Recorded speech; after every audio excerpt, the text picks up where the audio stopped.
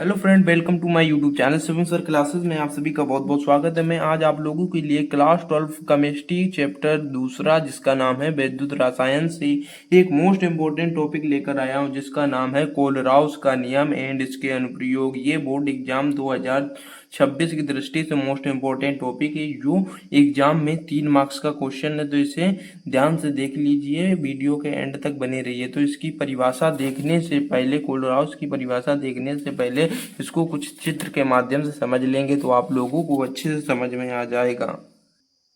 तो चित्र में देख सकते हैं आप लोग, ये कोई एक पात्र है, इसमें जल भरा हुआ जल। जब कोई इसमें विद्युत अवघट पदार्थ, जैसे विद्युत अवघट पदार्थ जिसमें विद्युत धारा, जिसके जलीय विलयन में विद्युत धारा प्रवाहित की जाती है, उसे विद्युत अवघट पदार्थ कहते हैं। विद्युत अवघट पदार्थ जैसे NaCl के जलीय विलयन में विद्युत धारा प्रवाहित की जाएगी तो ये Na प्लस सोडियम प्लस में एन क्लोरीन माइनस में टूट जाता है। ये आप लोगों को पता होगा। तो इसकी परिभाषा हो जाएगी, कोलराउस के नियम के अनुसार किसी विद्युत अपघट्य की अनंतता पर मोलर चालकता, अनंतता पर मोलर चालकता मतलब किसी विद्युत अपघट्य NaCl है, विद्युत अपघट्य की मोलर चालकता उसमें उपस्थित धनायनों तथा ऋणायनों की अनंतता पर मोलर चालकता के बराबर होती है। धनायनों तथा ऋणायनों के मोलर चालकता के बराबर होता है। ये हो गई इसकी परिभाषा एंड इसका सूत्र। तो ये सूत्र हो गया। अब इसकी परिभाषा देख लेते हैं इसी के अकॉर्डिंग। तो ये मतलब इसमें आप लोगों को समझा देते हैं अच्छी तरीके से। ये कोई विद्युत अवघट पदार्थ है तो इसकी परिभाषा है, कोलराउस के नियम के अनुसार किसी विद्युत अपघट्य की अनंतता पर मोलर चालकता तथा इसमें उपस्थित धनायनों तथा ऋणायनों की अनंतता पर मोलर चालकता के बराबर होती है। इसे ही कोलराउस का नियम कहते हैं। तो इसकी परिभाषा हो जाएगी, तो परिभाषा में लिखा, कोलराउस के नियम के अनुसार किसी विद्युत अपघट्य की अनंतता पर मोलर चालकता तथा विलयन में उपस्थित धनायनों तथा ऋणायनों की मोलर चालकताओं के बराबर होती है। इसे ही कोलराउस का नियम कहते हैं। इसे ही कोलराउस का नियम कहते हैं। और ये हो गया इसका सूत्र एंड इसकी ये परिभाषा हो गई। इसके बाद में कोलराउस के नियम के अनुप्रयोग देख लेते हैं तो आप लोगों का टॉपिक पूरा क्लियर हो जाएगा।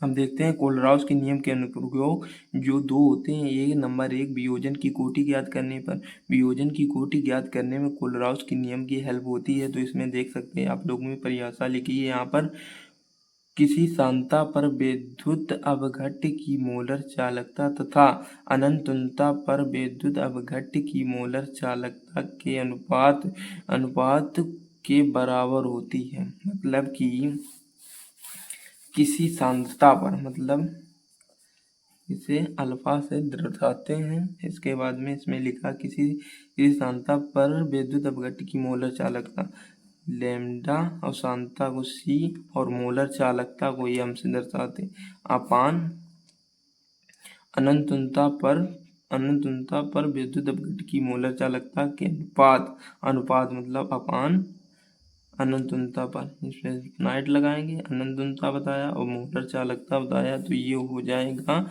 इसका अनुप्रयोग वियोजन की कोटि ज्ञात करने में। इस पर न्यूमेरिकल भी पूछे जाते हैं तो आप लोग इसकी स्क्रीनशॉट भी कर सकते हैं। इसके बाद में दूसरा टॉपिक देख लेते हैं।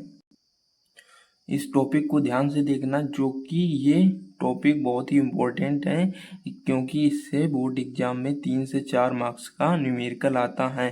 तो इसका नाम है दुर्बल विद्युत अपघट्य की मोलर चालकता ज्ञात करने में भी कोलराउस के नियम की हेल्प होती है। तो इसका सूत्र हम निकालेंगे। कोलराउस के नियम से दुर्बल विद्युत अपघट्य की मोलर चालकता ज्ञात कर सकते हैं। तो इसका एग्जाम्पल देख लेते हैं हम, तो इससे सूत्र आप लोगों को अच्छे से समझ में आ जाएगा। माना कि ये Cl एंड CH3COO तथा NaCl के द्वारा ये CH3COOH की मोलर चालकता ज्ञात करूं।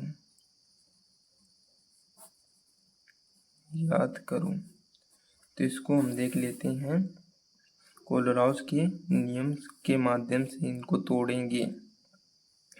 तो हम देखते हैं यहाँ पर कोलोराउस के नियम से, तो ये Cl को हम देखेंगे तो अनंतता पर मोलर चालकता, किसी विद्युत अपघट्ट की मोलर चालकता तथा उसमें उपस्थित धन आयनों एंड ऋण आयनों की मोलर चालकता के बराबर होता। तो यहाँ पर यस प्लस में टूटेगा, इसके बाद में प्लस ये Cl माइनस में टूटेगा। तो ये हो जाएगा। इसी प्रकार से CH3COONO को करेंगे तो अनंत किसी विद्युत अपघट्ट की अनंतता पर मोलर चालकता, तो CH3COONO तथा उसमें उपस्थित धन आयनों एंड ऋण आयनों की मोलर चालकता। तो यहाँ पर हो जाएगा ये समीकरण नंबर फर्स्ट हो जाएगा। इसके बाद में धन आयनों की मोलर चालकता CH3COO ये माइनस में, इसके बाद में प्लस यानी माइनस में हो जाएगा, ए प्लस में यानी इक्वेशन नंबर 2 समीकरण नंबर 2 हो जाएगा। इसी प्रकार से NaCl को देख लेते हैं। NaCl तो यहाँ पर आ जाएगा Na प्लस में टूटेगा, Na प्लस में और Cl माइनस में, ये समीकरण नंबर 3 हो जाएगा। अब इस सूत्र के इस सभी के माध्यम से हमें ज्ञात करने हैं CH3COOH। ऐसा क्या किया जाए, इन तीनों में क्या जोड़ा जाए, क्या घटाया जाए कि समीकरण नंबर 2 को जोड़कर 3 घटाया जाए, कि 2 और 3 को जोड़कर 1 घटाया जाए। तो ये इसी को हम इसमें करेंगे तो आप लोगों को न्यूमेरिकल लगाने में कोई कठिनाई होगी नहीं और सूत्र अच्छे से समझ में आ जाए। इन तीनों की हेल्प से हमें CH3COOH ज्ञात करने हैं। तो यहाँ पर हम लिखेंगे समीकरण फर्स्ट एंड सेकेंड को जोड़कर थर्ड घटा देंगे तो हमें CH3COOH ज्ञात हो जाएगा। तो लिखेंगे समीकरण फर्स्ट प्लस सेकेंड से माइनस, मतलब समीकरण सेकेंड को घटाने पर तो इसको घटाएंगे तो लिखेंगे इसको यहाँ पर ये H प्लस में, इसके बाद में Cl माइनस में, फिर प्लस सेकेंड नंबर को जोड़ेंगे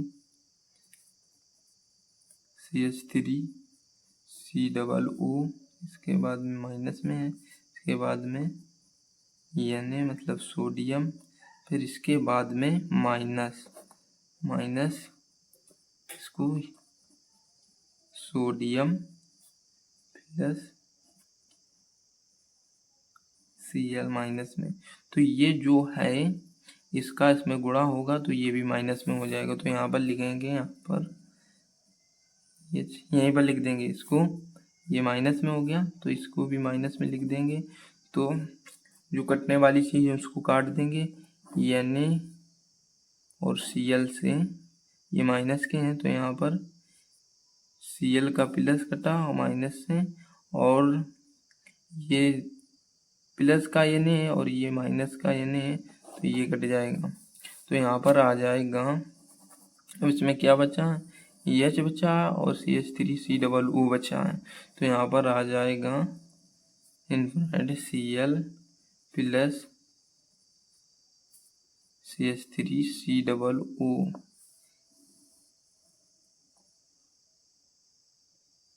यहाँ पर Cl नहीं बचा, ये H बचा, गलत हो जाता है कभी कभी।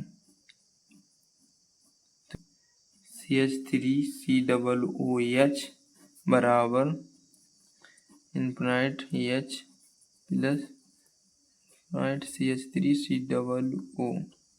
तो ये हो गया इसके बराबर। आई होप आप लोगों को ये अच्छे से समझ में आ गया होगा। इसी प्रकार से इस टॉपिक में न्यूमेरिकल पूछे जाते हैं। यदि वीडियो अच्छी लगी तो वीडियो को लाइक करें, यदि चैनल पर नए हो तो चैनल को सब्सक्राइब करें, ताकि नए वीडियो आप तक ऐसे ही रेगुलर पहुंचते रहें और हमारा चैनल को ज़्यादा से ज़्यादा आप लोग सपोर्ट करें।